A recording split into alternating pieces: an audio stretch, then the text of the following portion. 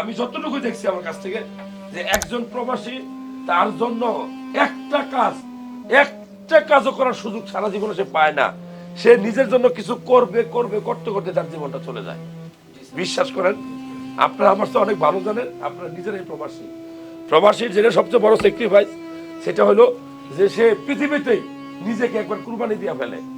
অর্থাৎ যখন বিদেশ যায়, বিদেশ যাওয়ার পূর্বে তার মা বাবা আত্মীয় স্বজন নিজের প্রিয় ওয়াইফ নিজের প্রিয় বাচ্চা এই সন্তানকে রেখে একটা স্বপ্নকে জলাঞ্জলি কবর দিয়ে আরেকটা স্বপ্ন দেখে আমরা প্রবাসে যাই। কেউ সাকসেস হই, কেউ আমরা সাকসেস হই না, এরকম মানুষ আছে না? সো আপনি যে এত কষ্ট করতেছেন, দিন শেষে আপনার পাওয়াটা কি? দিন শেষে আপনার পাওয়া আপনার মায়ের মুখের হাসি, আপনার বাবার মুখের হাসি, আপনার বউর মুখের হাসি, আপনার সন্তানের মুখের হাসি।